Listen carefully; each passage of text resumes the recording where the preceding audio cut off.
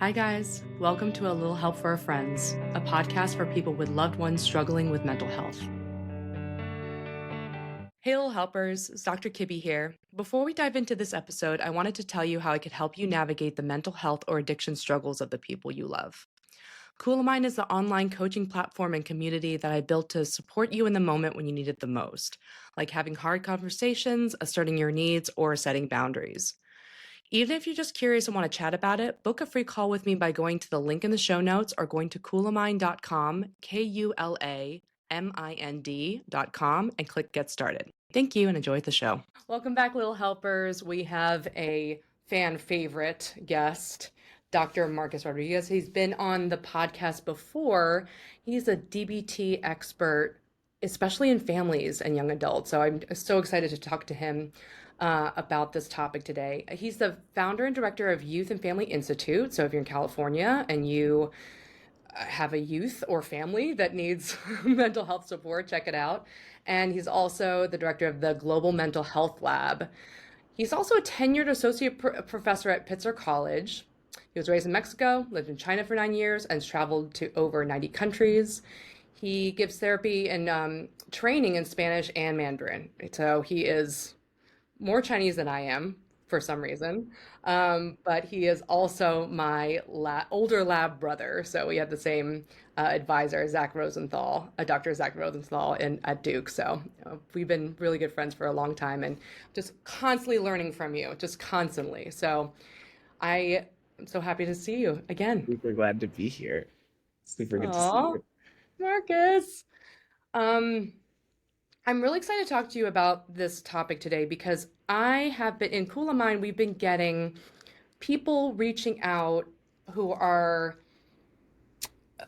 parents of young adults, like parents of teens up to like in their early 20s, and they don't know what to do to help their kid. Their kids are non-functional. They're struggling with emotions. Maybe they have some kind of substance use.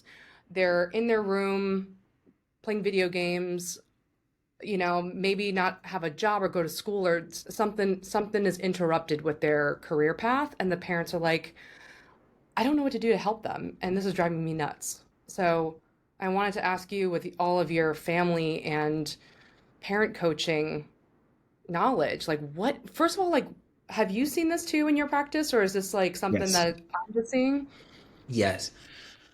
I think what I see is that what parents describe as the problem is in fact the problem for them. It's that like my kid is really angry, they're like engaged, they're aggressive, they're just like so quick to conflict, or their problem is that they're anxious and they're avoiding everything and they're abusing substances and they're hyper controlling their calories or they're binging or they're, I don't know, just like ruminating all day, seeking reassurance, engaging in obsessive thinking, compulsive behaviors, or they're just like, or they'll say like, my kid is just like has super low self-esteem. They're constantly beating themselves up. They feel so embarrassed. And the parents will say that's the problem. And I think where they get it wrong and why we're seeing more and more of this problem is that they're missing that like those things are how the kid is coping with their problem. That's not the problem. Mm. That's like they're using these behaviors, not using in a aware with awareness and intention, but that those behaviors function when they are at one extreme, self-harming, using drugs, yelling and throwing things, threatening aggression. Those behaviors help them to regulate their secondary anxiety and anger. And that secondary anxiety and anger and shame is protecting them from feeling helpless. But the real problem from the kid's perspective is that they're sad. And it's so hard, like parents oftentimes don't see that because like I don't see a sad kid. I see an angry kid. I see a kid with low self-esteem. I see a kid who's super anxious all the time. But those are behaviors that are regulating those secondary emotions, and those secondary emotions are protecting their kid from feeling out of control. And they're out of control when it comes to being thinking, having this sense of agency that they're going to be able to get their needs met. And their needs That's the sadness. Like sadness doesn't mean that my kid is tearful, that my kid is lamenting what they don't have. Sadness just means there is a gap between what I want and what I have. And that something important, whether it's meaningful relationships, a meaningful career, that's missing. And the hope that I'll have that is missing. And my repeated efforts to get it has led to failure. And when that happens again and again, that repeated effort to get what I need, even if it happened at a very young age, if it got blocked, invalidated, if they were just unable to meet that need, then almost just like Pavlovian conditioning, there's like sadness fires as a signal saying, go get that.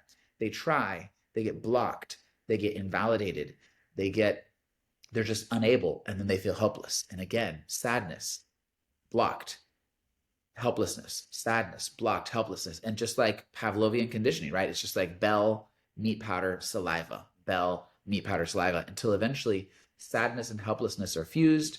Feeling helpless is horrible, horrible. And so then anxiety says, it's okay, you don't have to feel anxious. You can instead, you don't have to feel helpless, you can feel anxious instead. You can avoid and prevent things when you're anxious, which means you don't feel helpless. And then they engage in all those anxious behaviors.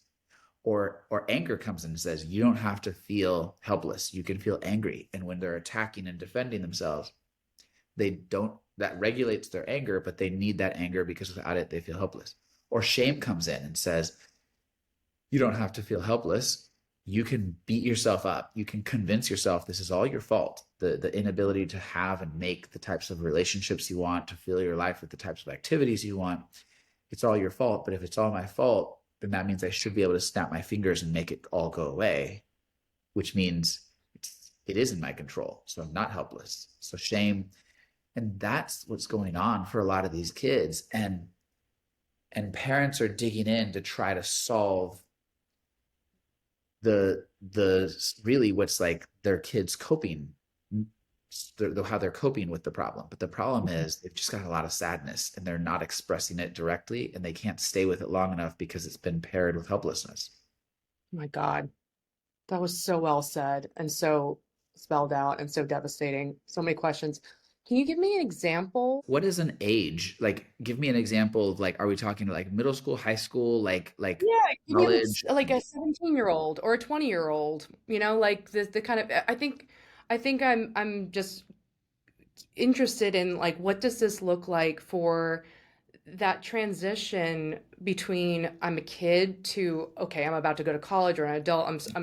I'm seeing a lot of like issues there, and I'm curious if if something comes to mind or a a typical scenario. Hmm.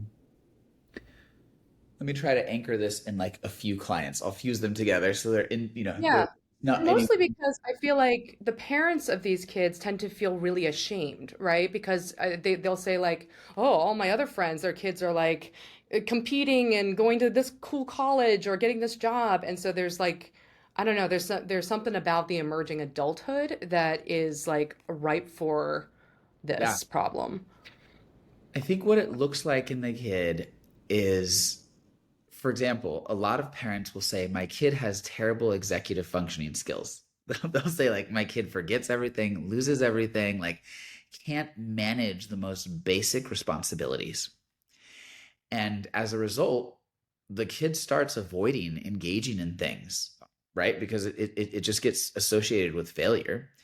And so the kid is, in fact, not trying things. They're not doing, or the parents would be like, I've been trying to tell my kid to get a driver's license for a really long time. I told them they can have our Jeep if they get a license. And the kid like won't even go get a license. And their Jeep is rad. Like they have like a lifted Jeep and the kid won't. Or then they'll be like, I don't even know how to motivate my kid. They'll be like, I told them like if they will, you know, if they will make up that class that they failed last semester and do this online math class, that I will send them and their friend on a trip to freaking Cabo, and the kid won't do it.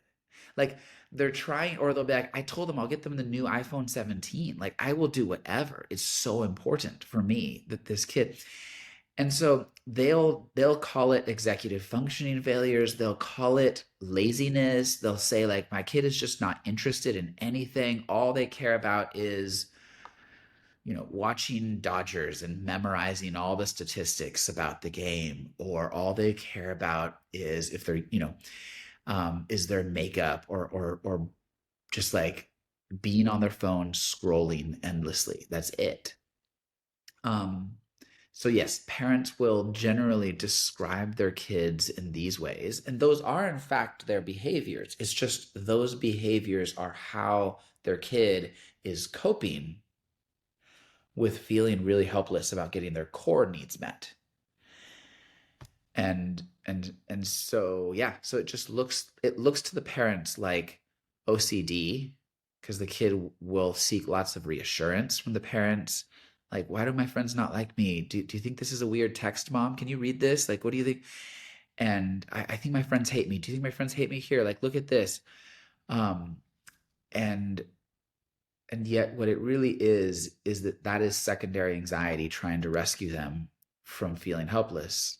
And what's actually happening is I don't know how to fill my life with the things that I care about most. And maybe I don't even know what I care about most anymore. They've just practiced avoidance so much. They've practiced interrupting that sadness with and that helplessness. They've interrupted it with anger.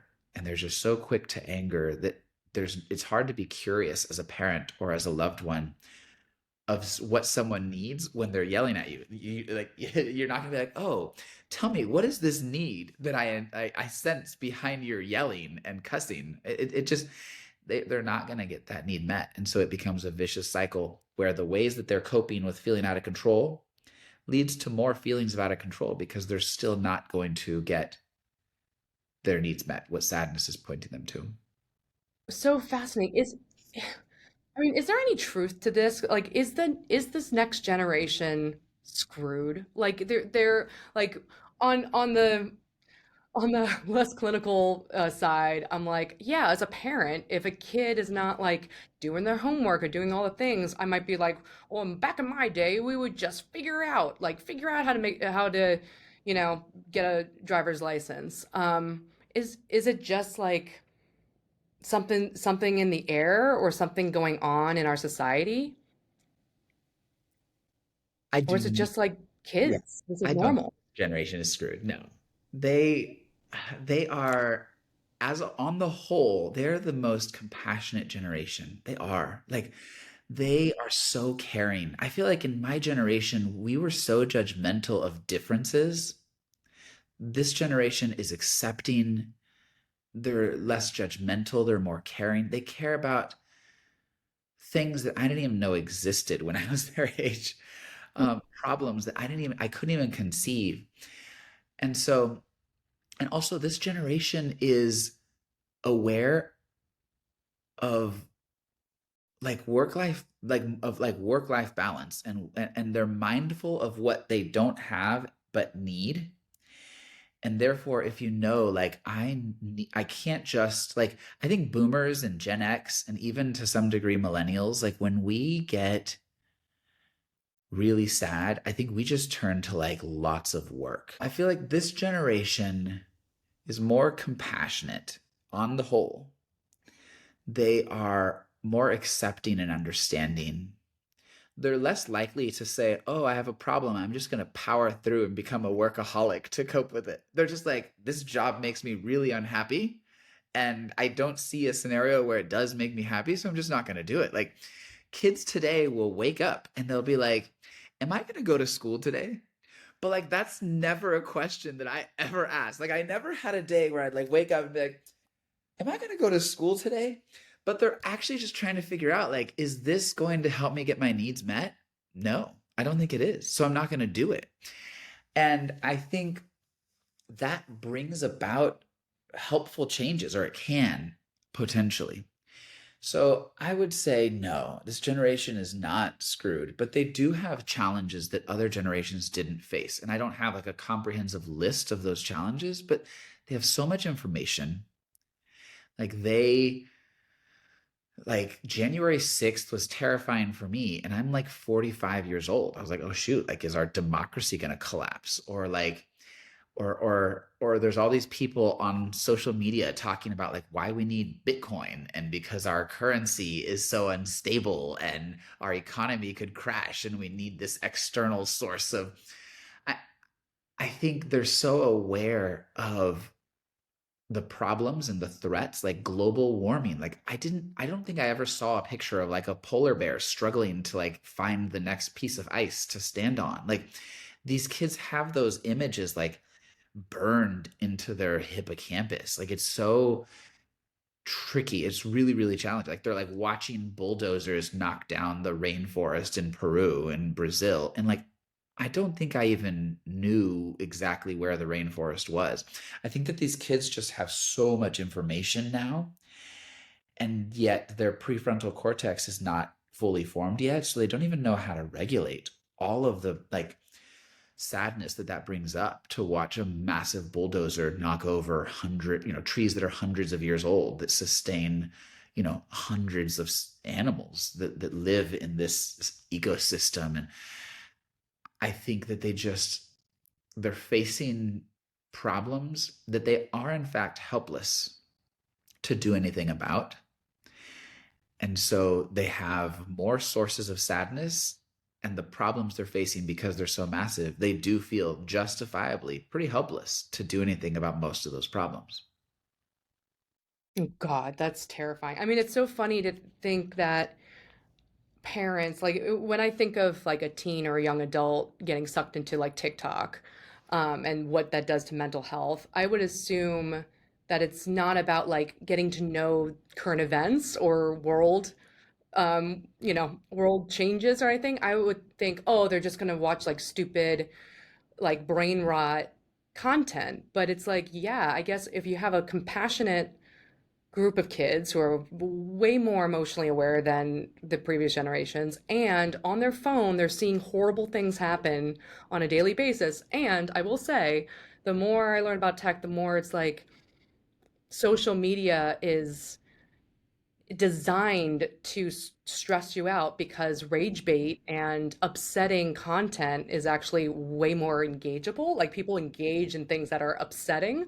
So it's going to be like the algorithm is going to favor showing you horrifying things. Yeah. And they're sitting there on their phone looking at it with nothing that they could do about it.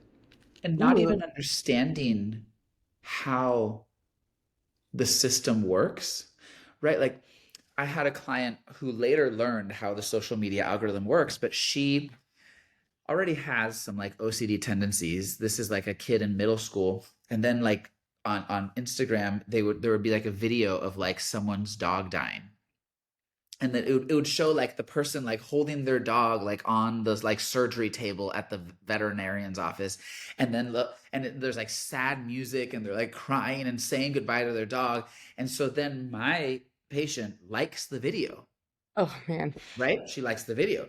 And Mhm. and and then there's a part of her because the very first time she saw a video like that, it said, which is so messed up. The video said, if you don't like this video, or maybe I don't know if it said this or if she believed this or understood it, but she had this understanding that the video told her, if you don't like this, then something like this might happen to your dog. And so again, I can't imagine there was actually a video that said like our video or some, but so probably it No, did. it definitely did to get a Oh shoot, viral that's post. Like, horrible. So yes, this that kid happened. likes the video because she's Yeah. like, I don't want that to happen to my dog. So then the algorithm's like, oh, you like dying dogs? It gives her another one. And she's like, oh shoot, I have to like it. And then another one. Oh shoot, I have to like it. And so in the end, I'm laughing. It's horrible. Like it's not funny, right? This kid's entire social media stream was dying dogs. Yeah. And this kid is like horrified. She's all at once feeling so sad and all at once feeling like so helpless, like just like hating, Oh my like God. feeling so anxious, thinking, oh shoot, I've got to like this. I've got to watch it all the way to the end. And I have to follow them too. I can't just like it. I have to follow them because they asked me to follow them. And if I don't follow them, something bad might happen to my dog. And she doesn't even understand why this is happening later, right? Like once she got into like high school, actually, it was in our session that I explained to her how the algorithm works. And she's like, oh my gosh, that makes sense.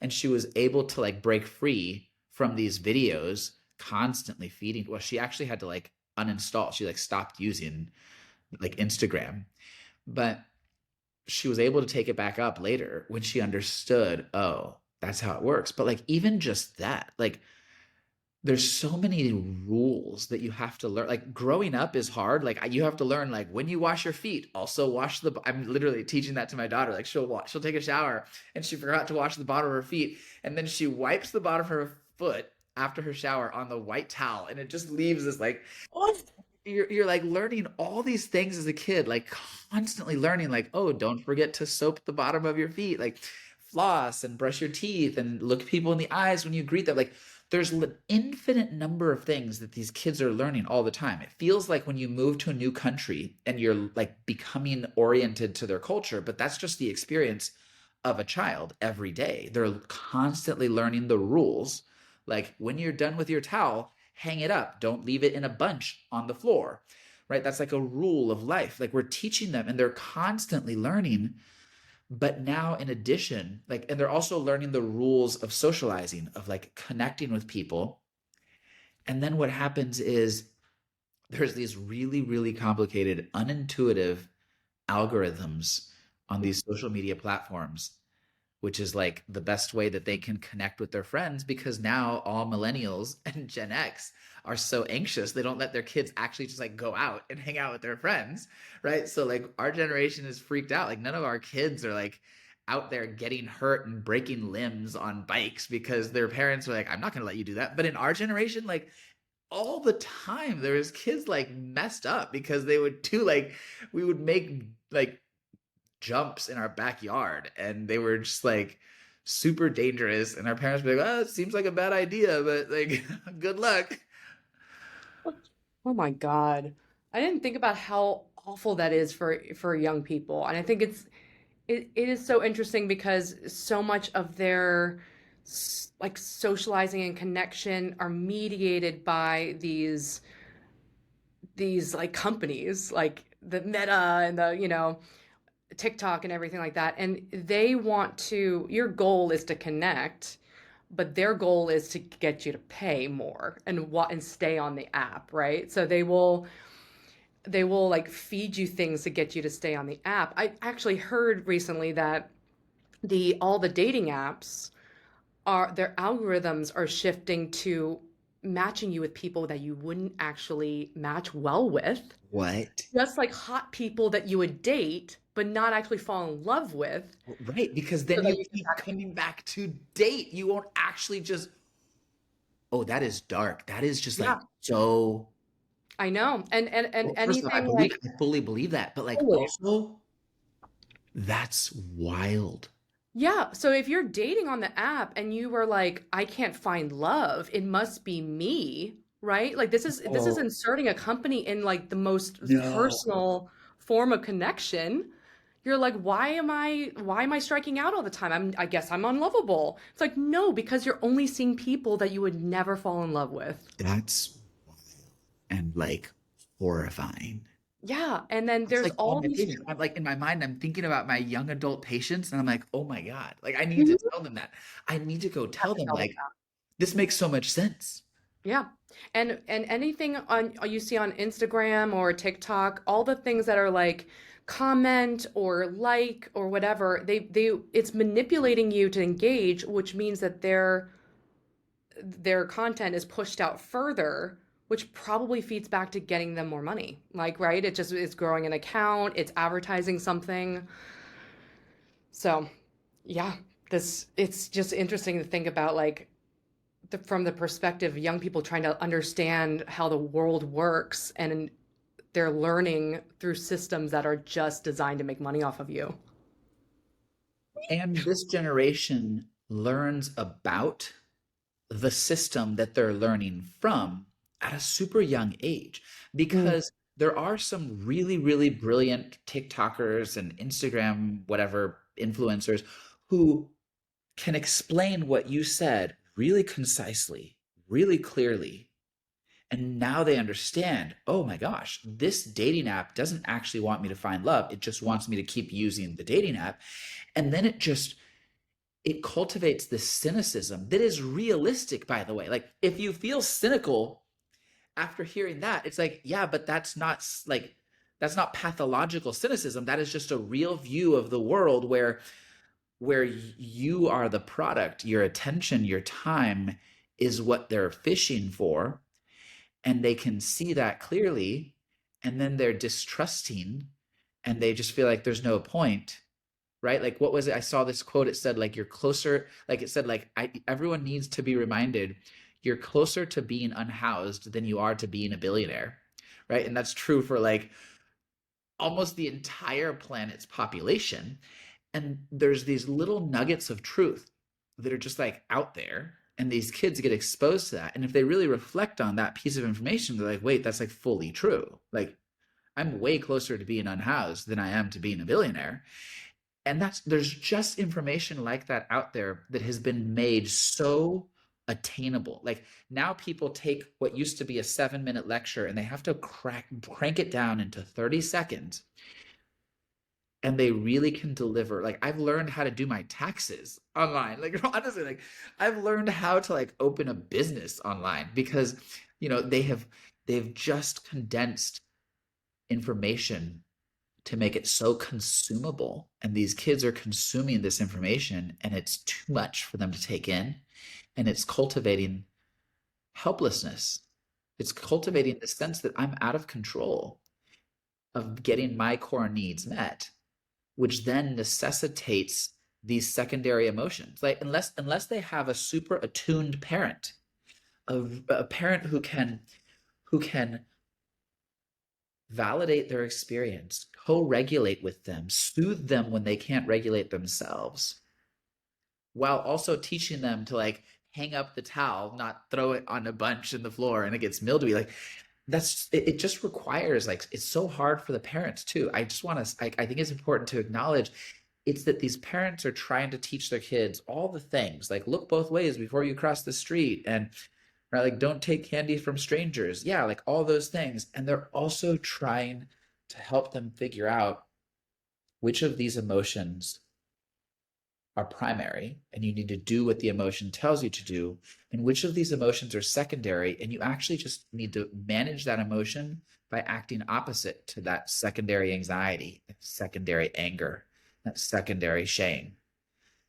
It is more challenging as well, I think, to be a parent when your kid has access to information that you don't have. And I think that's new. I think, like, back in the 80s, parents knew more than their kids almost all of the time. Not always, but almost all of the time.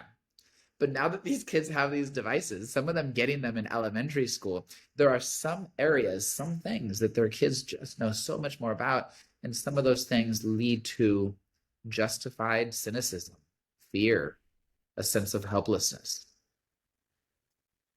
In a minute, I'll ask you like what parents should do about this, but from the perspective of parents, what does the world look like to them? For example, like when you're saying like dealing with all these emotions, for parents who are like, I don't do emotions, what parents are trying to do is make sure their kids are doing the things that long term will lead to a successful life, right? Like, go to school. Like, even if you wake up and don't feel like it, go to school, because your grades will get you into college, will get you a good job.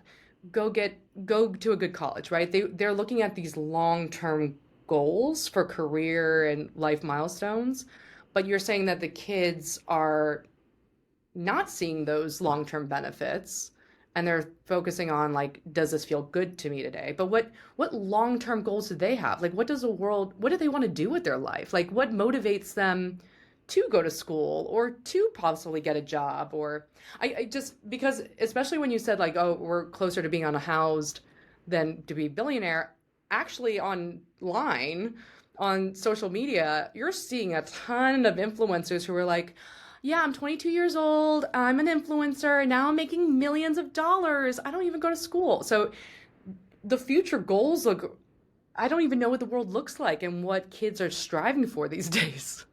Yeah. I do think that it's really helpful for parents to take a dialectical view of the problem, meaning like a flexible view, not a dichotomous all or nothing view around, for example, since you mentioned education, that there are a million ways that their kid can grow up to be healthy and well adjusted.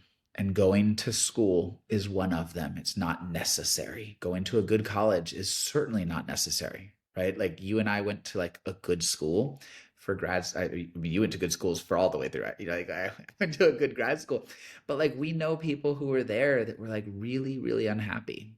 And I've Mhm. been to schools that aren't super good, and I see kids that are super happy. And I think parents know that in their wise mind. It's just hard to hold on to that truth. I think that's one thing. I think the other thing that parents need to do is to trust that, like, to be curious, to slow down when they see their kids anxious and angry and full of like what feels like unjustified shame or shame that is or sadness, sorry, anger and anxiety and shame that are just disproportionate to the situation at hand. When they're seeing that, I think what they can do is to get curious about like, what is my kid's need right now? Because I think this might just be how they're coping with not getting their need met. And it's not as simple. The younger the kid is, the harder it is because it's not as simple with the young kid to just say, well, what is it that you need right now? I see you, engaging in this angry behavior, this anxious ruminative behavior, this shame hiding behavior. And I sense that maybe these behaviors are protecting you from feeling helpless, and you feel helpless about getting your needs met. What are that? I think if you ask that question to an 11-year-old, they're just gonna be like, I need you to not be an idiot, Dad, right? Like they're not going to be able to answer that question. But for us to be asking that question, even so, and curious and collecting the answer over time, because I think that the answer is the same answer since like the beginning of humankind. It's that like, what are our core needs? It's that we want to fill our lives with meaningful activities. That's happiness.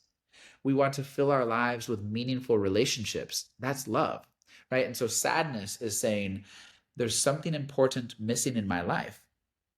And when you boil it down to its essence, it's that what's missing are meaningful activities, i.e., happiness. What's missing is meaningful relationships, i.e., love. And I think you can start with these broad categories as parents. But when the kid is telling you, like, I really need, and then they're telling you, like, I have to have my iPad, you know, or the kid is saying, like, I have these like young kids, these are like kids in their 20s getting like preventative Botox. I don't know, like they're getting, yeah, like, and they're like, I have to have this, that beneath that is a core need, likely. And if the parents cannot react, which is so hard to not react to that initial response, then it allows them to stay more curious and figure out, like, yes, I know in this moment that's what you want. And I'm trying to figure out, after I regulate my own emotions, why it makes sense and how I can help you have more clarity about your core needs, hope that you're going to get them, meaning agency, so that you don't feel so helpless in the face of those needs, and then do what I can to like collaboratively problem solve and try to get you as much of those things as possible, which is meaningful activities, i.e., happiness, meaningful relationships, i.e., love. Wow, that's so awesome. That's so like powerfully said. What does that look like practically? Like, let's say, I mean, I'm seeing this already in my 3-year-old, and I see it with teenagers all the time where they go like, "Mom, I want to play, I want my iPad. Can I watch some TV? I want to play Roblox."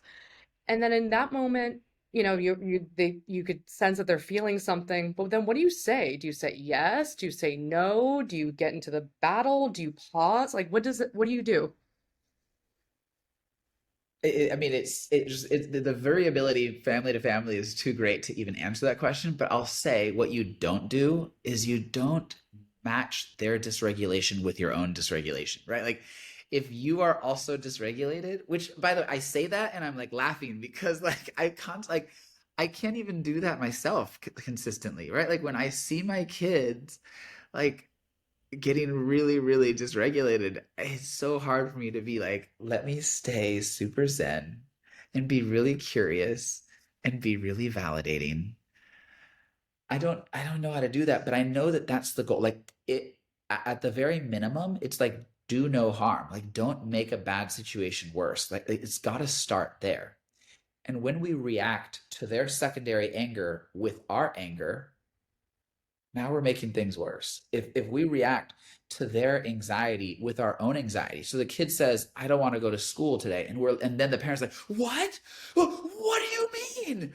What are you gonna do with your life?" And the parents start like, it's like, um, I would say step one is like, and what does it even mean to regulate? I would say like start with your body. Like I need to just like breathe in a way that's calm. I need to notice when there's this tension in my chest, when there's like skeletal muscles down my spine that are tense. It's not even like I'm not like flexing my arms. It's literally that there's like muscles that are tight and I'm not even in control of them. I need to notice that and be like, "Oh, let me soften my back. Let me drop my shoulders. Let me like breathe slow and steady." Like it starts with like calming my body so that I can maybe calm my mind, so that I can maybe regulate my emotions, so that I can maybe get curious about what my kid is experiencing. And then maybe from that come curious questions that help them figure out what their needs are, so that maybe we can together work on that problem and on increasing their sense of agency to get those needs met. Right? Like there's so many maybes that like it's not just that the kid feels helpless, the parents feel like there's just too many dominoes in this series of events. I don't think that me slowing down, pausing before I respond and breathing is going to fix it. The problem is too big. And I agree, like it's not that simple, but it's still a necessary starting point. Is like don't match their dysregulation with your own. Love that. I love that. I, what do you do then? I mean, that's easier said than done. I mean, especially when the dysregulation is about like a thing in the day, like putting on socks or, TV or not TV, then it's like, okay, how do I regulate? But like, should I just give him the TV or, not? But what do you do? This is a place where it's ripe for dysregulation in general, right? For getting upset when the kid pushes your buttons in a way that's like accusing the parent of something or projecting something. I've heard some people say like, when I could tell my kid is upset about something or feeling shame or something, angry, and then they accuse me of something that I didn't do. Like, for example, sending them a text about, a question about what are you going to do in school, and they go, "Oh, you're judging me. You think that I'm dumb, and you don't think that I can do anything." And then the parents are stuck between like, uh, okay, I know I'm not supposed to argue against it, but I feel like I want to defend and say, "No, I love you. That's not what I think." But then I don't know how to like validate or like I don't want to say yes, your feelings are valid here. Um, and I also don't want to say no, you're wrong. So like what do you do when the kids are like, "Mom, Dad, you are ruining my life and you hate me and blah blah blah." And the parents are like, Yeah. I think that maybe they can get curious about ways and times that they have done that. And while their current accusation of you being judgmental is not accurate, it doesn't fit the facts. But maybe what they're responding to is that historically you have. And so you as a parent could be like, "What? I'm not judging you. I'm literally just trying to help you solve this problem." And yet you could also pause and be like, "Okay, that's fair. Because while in this moment I don't think I'm judging, I think your hypersensitivity to my judgment, I'm sure it doesn't just like, it's not delusional of you to think of me as judgmental. And so like, yes, I think I have been judgmental, which is why you're so sensitive to any sign of it. I don't think that I was being so just now. And yet like it, and then you would like name a specific thing and be like, yeah, like that is true. Like I have been judgmental about this thing. And so your worry of me judging you is super justified. I think sometimes kids will really, really appreciate that, right? There was this study done across the University of Michigan, the entire medical center, like the entire hospital system, where they decided for a year that they were going to tell their doctors that when they made a mistake surgically or in any sort of procedure, that they were going to directly express, I made a mistake. I'm so sorry, instead of like trying to hide it and be like, oh, what? Like, I didn't, do surgery on the wrong knee, or like, I didn't pull the wrong tooth from the wrong side of your mouth. And instead, they'll just acknowledge, like, I messed up to the parents. And sometimes it's like, it was awful because sometimes the mistake costs them their loved one's life, which is, there's nothing you can do to make that come back. But the family members would sue, of course. And so they were saying, let's try to engage in an experiment over the course of this year where we acknowledge our mistakes, we directly apologize for them. And so they did that, and their lawsuits dropped by, I forget the exact numbers. I can look this up and I can give it to you, but it dropped by more than half. So they, I share this all the time with my classes, but I usually have the paper in front of me to share the actual statistics. Maybe I'll send it to you.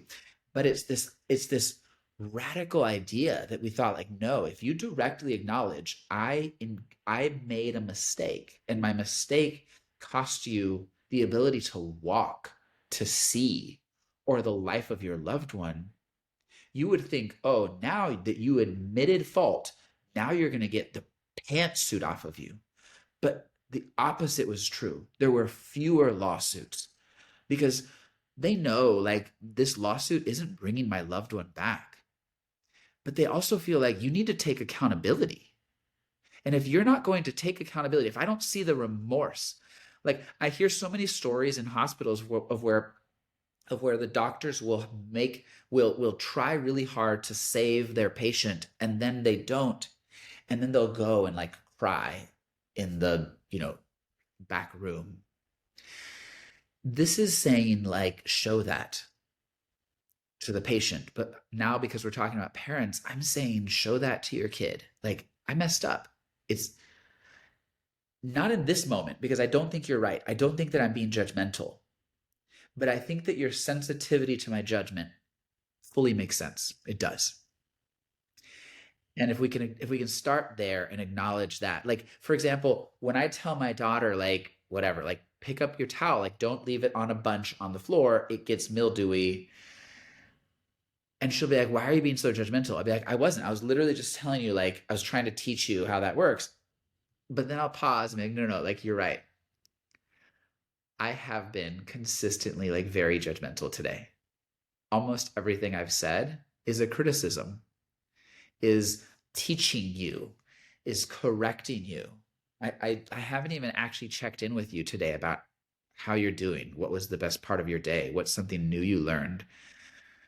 And I can acknowledge, like, I don't know what it looks like, but it looks like trusting that their experience makes sense and calming our own body and mind down enough to get curious about why it makes sense, so that then we can just try to solve the problem that your kid has, which maybe is that they feel overwhelmed. And so we say, hey, next time, like, make sure you hang up your towel. And I even say it like with like an apologetic, like, if it's not too inconvenient, like, please hang up your towel. Like, we're doing if you want, but like, also, like, I totally get it if you can't. So we're like trying to be like super gentle. And if their reaction is really big, to also say, like, I know that makes sense. Like, I imagine you're feeling really, really stressed and don't fully have all the emotion regulation skills to handle that. And more importantly, you don't have the life skills to solve the problems that are going to get your needs met. Emotions are just there to signal that there's this problem, but maybe beneath that is that there's problems that I can't solve. And so we have to like teach them, like, let's like watch that video together of the polar bear struggling to find a block of ice and be like, and just like walk them through, like, here's how I try to do that, instead of like just saying like, that's not important, don't think about that, what's important is your math test tomorrow, but like, if we're going to model emotion regulation and problem solving, then say like, here's what goes through my mind when I see this, here's what I'm thinking, here's how I try to work through these types of situations, so that they can learn from us how to regulate, but also learn from us how to solve problems and get our help in doing both. I love that you're advocating for parents actually taking accountability. I feel like taking accountability is such a sensitive topic because, especially with cancel culture and so much avoidance and shaming and good and bad, I believe that people are scared to take accountability because if they do, then they'll be seen as a bad person cut out, right? Like if in that moment, if my kid is like, "You're being judgmental, you hate me, you're a judgment," and I say, "Yes, you're right, I was judgmental today," I would be afraid that that'll be it. Like I'll have no other room. That kid will just think that I think terribly of him and all of his fears and accusations are justified. But I love that you're saying that actually it might soften that rigid, like polarized, you are the problem. And it's like, oh, I'm a little bit of the problem. Not at this moment, but yes, you are, there's a kernel of truth in there. Yeah. Wow. So what are other strategies for parents I found to the study. Sorry, oh, can I nice, share? yes. Okay, so it's the University of Michigan's Disclosure and Offer Program. So the hospital in 2001 implemented a program where they said, we're going to report errors, we're going to disclose them to patients and their families, we're going to explain what went wrong, we're going to apologize, and we're going to offer compensation.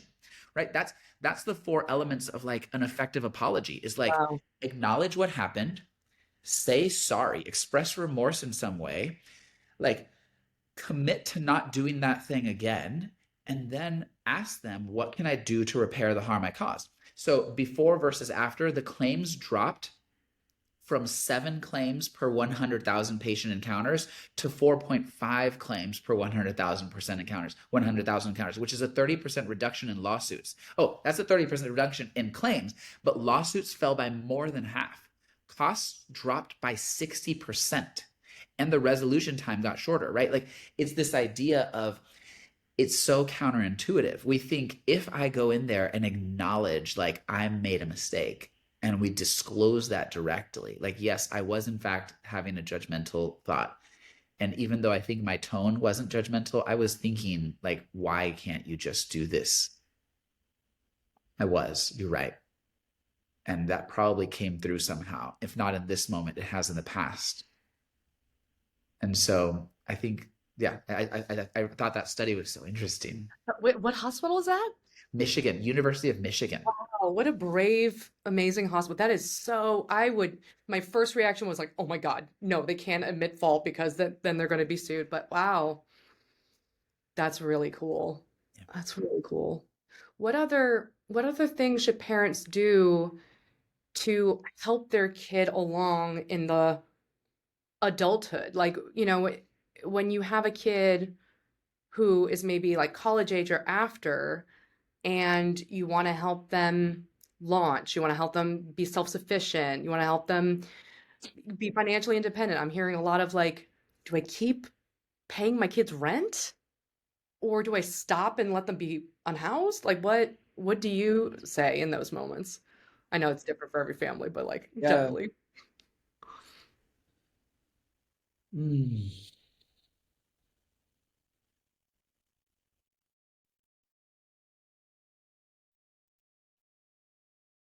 I think that my advice, see, I'm going to go really vague. I think you want something specific, but I'm going to go vague, and then maybe I'll try to bring it back to something specific. I think my advice is that to remember that most, like the vast, vast, vast majority of kids really crave their parents' acceptance and love.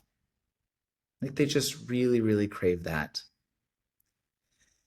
I'm like 45 years old, and when I like post something online, I want my mom and dad to see it. They're not even on that. So I have to take a screenshot and send it to them in a group chat. Like I just want their approval and love.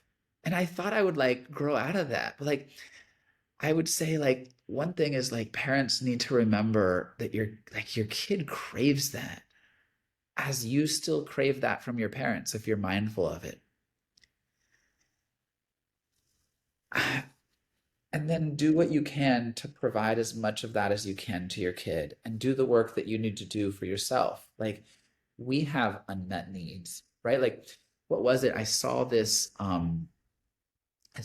really interesting quote. It said something like, it was like, oh, I want to find it because I just like I collected like memes online, and it said, I think it said something like deal with your demons or they're gonna raise your kids, or something like that. It was just this idea of like if you don't deal with your own, face your demons or they will raise your kids, right? And it's this idea of like we have these internal wounds ourselves. We have our own anxiety of like, is my kid going to be okay?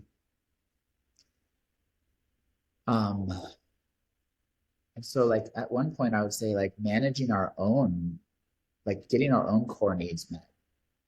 But that's like so vague. Maybe like what people also want is more concrete strategies. And I think for that, I would say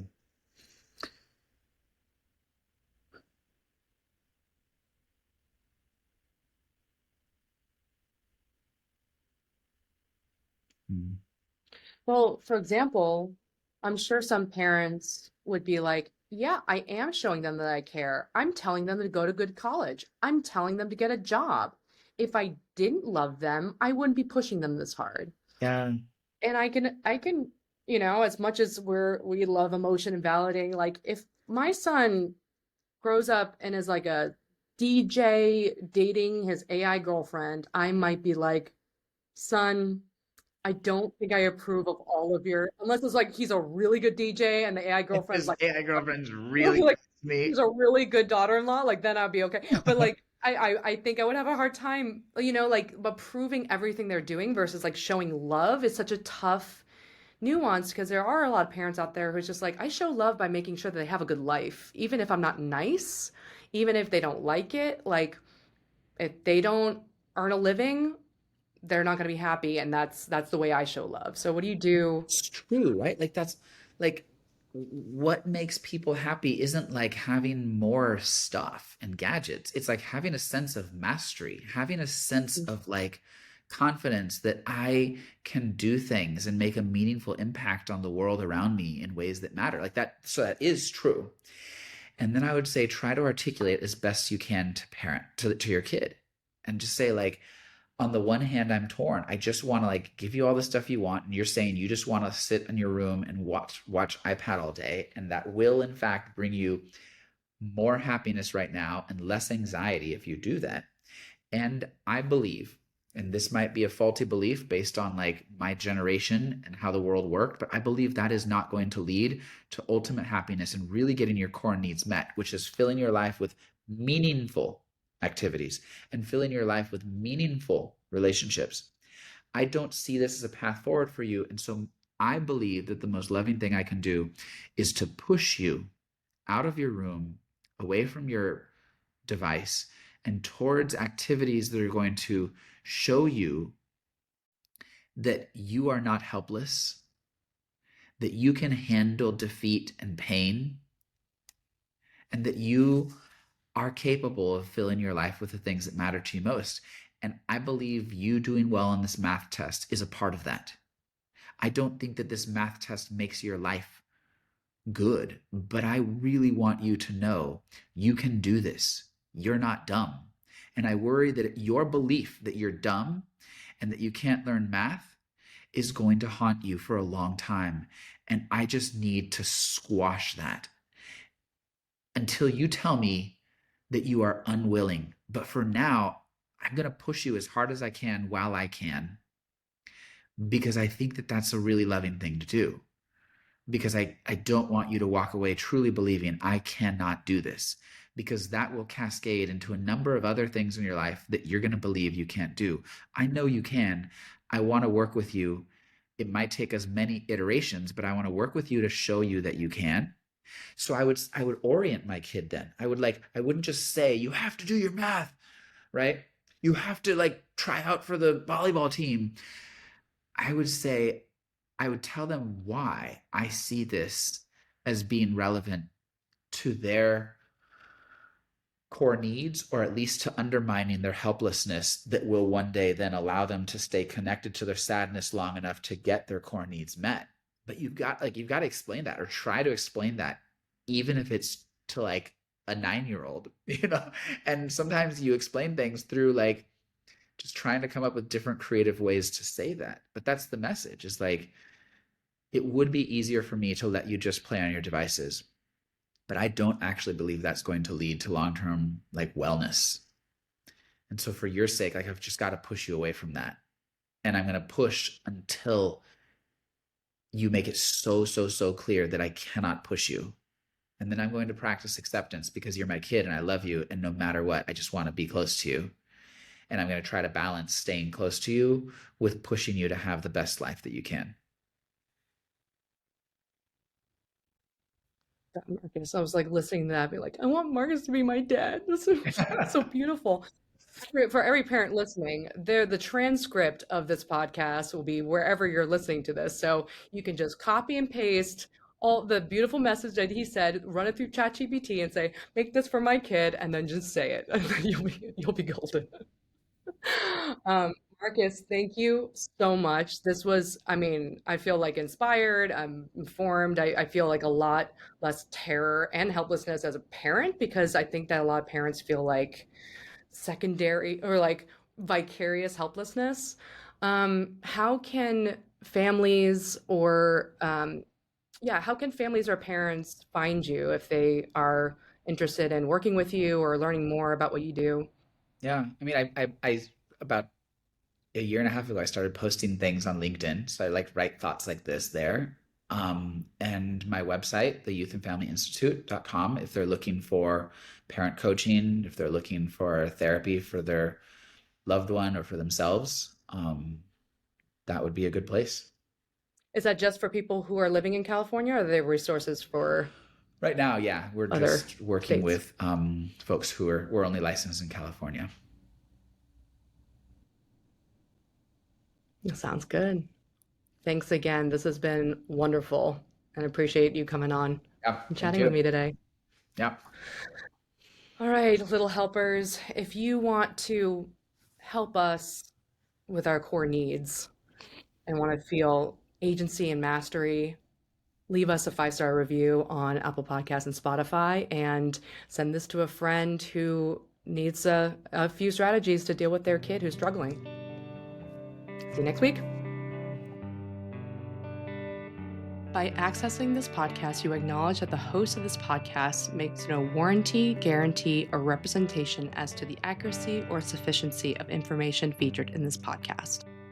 The information, opinions, and recommendations presented in this podcast are for general information purposes only, and any reliance on the information provided in this podcast is done at your own risk.